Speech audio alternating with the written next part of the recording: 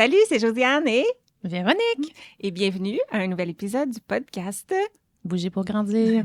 Aujourd'hui, on parle du système vestibulaire parce que ça fait pas longtemps qu'on vient de faire un épisode sur le système proprioceptif et ça nous démangeait en dedans. Finalement, on avait déjà établi des liens entre ces deux systèmes-là, puis on s'était dit, il faut pas trop tarder. Puis on avait envie de continuer la conversation, n'est-ce pas? Oui, tout à fait, parce que le système vestibulaire, c'est comme fondamental pour la motricité globale, hein, Josiane? Et pas juste pour ça. Alors aujourd'hui, on va se dire, c'est quoi le système vestibulaire, comment ça fonctionne, à quoi ça sert, donc pourquoi c'est pertinent d'en parler. Ensuite, ça peut arriver qu'il existe des défis avec le traitement de l'information vestibulaire. Donc, on va se donner des indices de comment on peut reconnaître ces défis-là, quand il y a des troubles aussi. Puis, des idées d'activité, on aime ça pour le stimuler, pour intervenir. On va parler d'ergothérapie, évidemment. D'autres choses, tu penses? Non, c'est pas mal ça. Bonne écoute! Et juste au cas où ceci est ton premier épisode, Bouger pour grandir est conçu pour stimuler les réflexions et répondre aux questions des professionnels de la santé, de l'éducation et bien sûr des parents qui accompagnent les enfants dans leur développement moteur, mais pas que. Et moi, je m'appelle Josiane Caron-Santa, je suis ergothérapeute québécoise, canadienne, formatrice internationale dans le domaine du développement de l'enfant, autrice du livre « Bouger pour grandir », le petit cousin du podcast et surtout passionnée de faire connaître la facette pédiatrique de mon métier, l'ergothérapie. Sans plus tarder, poursuivons avec l'épisode d'aujourd'hui. Débutons avec la définition. C'est quoi le système vestibulaire? C'est un de nos 8 sens. Hein? Petit résumé rapide, Véro, des systèmes sensoriels? Oui, le système tactile, visuel, auditif, gustatif, olfactif, proprioceptif, interoceptif et vestibulaire. C'est bon, tu connais bien ta théorie. Donc, le système vestibulaire, lui, sa job, c'est de donner de l'information au cerveau sur la position de la tête dans l'espace. Oui. Ce que ça veut dire, c'est qu'il aide le cerveau à savoir est-ce qu'on est droit, on est penché, et ensuite à prendre des bonnes décisions finalement pour s'ajuster dans notre posture, dans nos mouvements. Finalement, c'est le maître de l'équilibre. Oui. Josiane, peux-tu nous expliquer comment il fonctionne un petit peu plus en détail? OK. Comme tous les systèmes sensoriels, il y a des récepteurs. Et pour le système vestibulaire, il y a différents types de récepteurs. Il y a des récepteurs qui vont capter les mouvements de rotation. On les appelle les canaux semi-circulaires. Mm-hmm. Il y a d'autres récepteurs qui vont capter les mouvements linéaires. Par exemple, quand j'avance ou que je fais du haut en bas. Puis il y a aussi l'accélération. Hein? Quand on est dans une voiture, là, puis qu'on avance vite, puis qu'on sent ce feeling-là, oui. Bon, c'est le système vestibulaire au travail qui nous envoie cette information-là.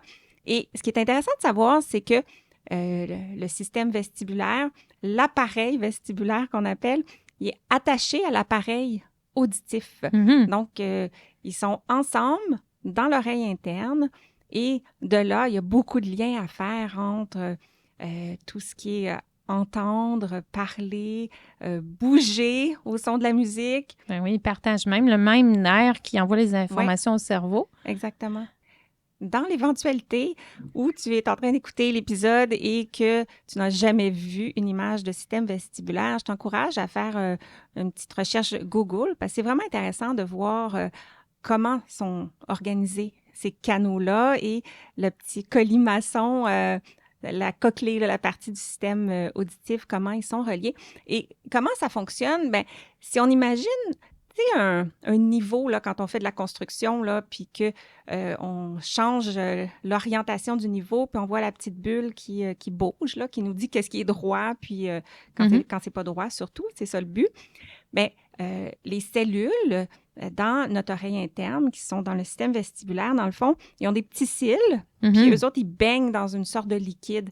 Alors, quand la tête bouge, bien, les petits cils se font tasser et le comparatif des petits cils dans les 3 canaux et les organes otolithes qui s'appellent, ceux qui font la perception du mouvement linéaire. Bien, tout ça mis ensemble met une mesure précise, un GPS de l'orientation de la tête dans ce moment présent-là.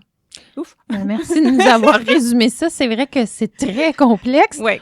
On n'a pas tout dit ça pour rien parce que c'est ce que tu me disais tantôt, c'est quand on va penser à la stimulation, particulièrement dans un contexte d'intervention, quand il y a des défis, bien, c'est important de comprendre avec quelle partie, dans le fond, quel type de mouvement semble causer des problématiques ou de la détresse ou n'est pas bien enregistré ou quel type de mouvement, finalement, le système a besoin pour consolider, finalement, son fonctionnement pour que ça se fasse de manière efficace, ce traitement-là. Oui, c'est vrai. OK, maintenant qu'on comprend mieux ce que c'est, le système vestibulaire, puis à quoi ça sert dans la vie de tous les jours, parlons un peu du développement parce que à la naissance, déjà, le système vestibulaire a un gros rôle à jouer, hein? Oui, tout à fait. Bien, si on revient un peu avant la naissance, dans l'utérus, le système vestibulaire, il commence à se développer assez tôt, à la 20e semaine de gestation à peu près. Puis, ça permet l'installation progressive des mouvements réflexes qui vont aider le bébé à naître, puis qui vont aussi, dans le développement de sa motricité, bien, qui vont jouer un rôle important. Oui, parce qu'un réflexe, dans le fond, c'est un mouvement automatique qui est déclenché par une stimulation sensorielle. Donc, la stimulation vestibulaire, le mouvement qui va être perçu par ce fameux système vestibulaire-là, va déclencher des actions telles que activer les muscles devant le corps, derrière le corps, ou même les muscles de la respiration à la naissance. Oui. Oui, ça, c'est le réflexe de Moreau. Puis il y en a un que j'ai vraiment le goût de nommer, le réflexe tonique du labyrinthe. Oh, le RTL pour les initiés. Oui, effectivement. Il joue un gros rôle dans le développement, ce réflexe-là, à plusieurs niveaux. Ben oui, parce que dès qu'il y a un changement au niveau de la position de la tête, il affecte le tonus des muscles du corps.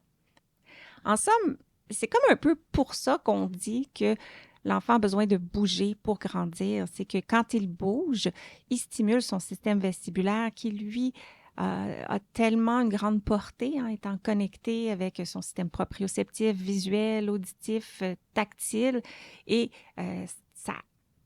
il joue un gros rôle, finalement, pour organiser les mouvements et développer la motricité. Ben oui, c'est lui qui donne les informations sur le « où » dans l'espace. Donc, on a parlé de tout ça parce que ça arrive qu'il y a des enfants, même des adultes, qui vont vivre des problèmes avec le traitement de cette information vestibulaire-là. Lorsqu'on parle des enfants, il y a 2 grands types de problèmes. On peut parler de problèmes avec la réactivité et de problèmes avec l'interprétation de l'information. Donc, je vais clarifier. Quand je parle de réactivité, bien, il y a 2 extrêmes. Donc, il y a des enfants qui ne perçoivent pas assez l'information, puis il y a des enfants qui perçoivent trop l'information. Il y a des enfants qui sont hypo-réactifs, puis il y en a qui sont hyper-réactifs. Par exemple, lorsque je trébuche et que je commence à tomber d'un côté, ma tête penche. Bien, l'enfant qui ne perçoit pas bien cette information-là ne va pas s'en rendre compte et ne pourra pas réagir et regagner son équilibre, donc pourrait tomber. À l'autre extrême, l'enfant va le percevoir rapidement, intensément et va peut-être réussir à regagner son équilibre, mais il va se sentir étourdi, il peut avoir mal au cœur. L'information arrive d'une façon trop puissante dans le système nerveux, ce qui fait qu'elle peut être surchargeante. Il pourrait même aussi peut-être bouger de façon plus réservée. Dans le quotidien, ça va occasionner toutes sortes de comportements. Donc, l'enfant qui n'est pas bien quand sa tête bouge trop, bien, va bouger d'une manière plus réservée. C'est une belle façon de le dire. Il n'aimera pas les activités de mouvement, les manèges, notamment les balançoires, tout ça, ça lui plaira pas. Ça peut être aussi simple que de ne pas aimer se faire laver les cheveux parce que la tête bouge vers l'arrière. Ou encore les escaliers. Oui, descendre les escaliers, c'est très vestibulaire. Mm-hmm. Et les enfants qui ressentent pas bien cette information-là, bien, peuvent non plus avoir le goût de bouger parce que bien, ils tombent tout le temps, ils n'ont pas d'équilibre, ils se sentent pas dans l'espace. Ou, au contraire, le cerveau peut dire « Hey, je sens rien », donc bouger excessivement, rechercher de l'information vestibulaire. Pour garder leur posture en éveil. Exactement. Mm-hmm. Puis si tu nous parlais du deuxième type de problème. Oui, l'autre type de problème, c'est avec l'interprétation de l'information. Alors là, encore une fois, si je trébuche, mon système va bien recevoir l'information que je suis en train de trébucher, mais il ne va pas bien mesurer où je suis dans l'espace, donc comment placer ma tête et jusqu'à quel point je suis en train de tomber finalement. Donc, la planification de la réaction peut être moins ajustée. Donc, tout ça pour dire que ça donne des impacts dans le quotidien. Et si je sors mon petit Cusco ici, on pourrait lister différentes manifestations qu'on peut retrouver. Le Cusco, c'est un questionnaire que les ergots utilisent, dans le fond, pour répertorier différentes manifestations d'un trouble sensoriel, pas juste au niveau vestibulaire, mais quand c'est avec le vestibulaire, peux-tu nous donner des exemples de ce qu'on pourrait remarquer dans le quotidien? Bien, comme c'est les sensations avec le mouvement de la tête, par exemple, je pense que tu l'as nommé tantôt, quand un parent lave les cheveux de son enfant, il pourrait moins bien collaborer. Si un enfant, par exemple, est en train de s'habiller, peut-être que il va ajuster sa posture différemment quand il va devoir soit tenter d'attacher ses chaussures ou attacher une fermeture éclair, par exemple. Mais dans le fond, l'enfant qui est un peu plus réactif va tenter de garder sa tête droite, finalement, parce que c'est là qu'il peut être désorienté. Oui, tout à fait. La tête, il ne cherchera pas à pencher sa tête. Exactement. Il va éviter ça. Et aussi, les enfants qui ont un profil plus hyper réactif au mouvement peuvent démontrer des inconforts dans les situations où ils doivent eux-mêmes bouger rapidement dans... Ce ne sera pas des grands sportifs d'équipe dans les activités qui bougent beaucoup. Par exemple, le hockey, le soccer, le basketball. Oui, tout à fait. En fait, tu l'as dit tantôt, le système vestibulaire va travailler avec d'autres systèmes comme le système auditif, visuel, et puis tout ce qui a rapport au déplacement d'objets ou de personnes qui vont être autour d'eux. Ben, ça va causer de la surcharge au niveau de leur traitement sensoriel. Ouais. Ben, dans d'autres contextes, des contextes de jeu, par exemple, ben là, on va voir tous les enfants qui sont en recherche de stimulation, avoir plus de mouvement. Par exemple, les enfants qui sont avec un profil hyporéactif, ben, il y a un âge auquel c'est normal que l'enfant va chercher à s'étourdir, il va jouer à ça souvent. Mais, passé un certain âge, généralement, les enfants ne font plus ça. Mais si c'est un enfant qui continue à chercher ce genre de mouvement-là souvent, ben c'est peut-être un indice que c'est un enfant qui a un profil plus hyporéactif. C'est un bon exemple, ça. Donc, on a donné des exemples plus au niveau de la modulation, les hyper, les hypos. Maintenant, lorsque le problème est l'interprétation, ce que ça peut donner dans le quotidien, dans le fond, c'est que comme l'enfant n'a pas la bonne information, bien, il y a de la misère à planifier des actions. Donc, toute l'organisation de sa posture, par exemple, dans une activité comme le vélo, le patin, ça peut être particulièrement difficile, ou tous les troubles praxiques aussi, hein? Oui, les troubles praxiques, les troubles de planification motrice. Quand l'enfant a de la difficulté à bien planifier, bien ajuster ses mouvements ou bien les calibrer ou de savoir quel mouvement faire pour que ça soit adéquat et précis. Comme placer ses mains devant lui pour attraper le ballon au bon moment, par exemple. Bien, il y en a d'autres aussi, des enfants qui marchent de façon atypique, comme par exemple sur la pointe des pieds ou qui ont le mal des transports ou on a parlé d'escalier roulant, mais aussi dans un ascenseur, par exemple. Un enfant qui serait maladroit. Qui tombe fréquemment. Oui. C'est aussi des indices que son système vestibulaire ne collabore pas bien avec ses autres systèmes sensoriels. Oui, ça peut être ça aussi. Donc, tout ceci dit, si on soupçonne qu'il peut avoir des défis chez un enfant, c'est très encouragé de rencontrer un ergothérapeute pour faire une évaluation complète parce que là, on s'est attardé sur le système vestibulaire, mais il ne travaille pas tout seul et c'est pas du cause à effet. C'est pas parce qu'on marche sur la pointe des pieds qu'on a un problème vestibulaire nécessairement. Donc, l'évaluation est importante et l'accompagnement aussi qui va être ciblé aux besoins de l'enfant s'il y a lieu. Oui, parce que les ergothérapeutes vont agir sur les occupations qui sont touchées par ce problème-là. Puis aussi, l'ergo va pouvoir déceler s'il y a des particularités au niveau du système vestibulaire, comme par exemple les enfants qui vont toujours rechercher un certain type de stimulation vestibulaire, puis pas d'autres. Oui. Maintenant, on va présenter des idées d'activités de stimulation, donc pas d'intervention. Alors là, on venait de parler, des fois, il y a des troubles. L'ergothérapeute va évaluer, peut-être proposer un plan d'intervention avec des activités bien spécifiques. Mais lorsque l'enfant se développe, on disait qu'il y avait différentes parties au système vestibulaire, les petits canaux, les organes qui mesurent le linéaire. Donc, la tête a besoin, dès la naissance, de vivre plusieurs positions.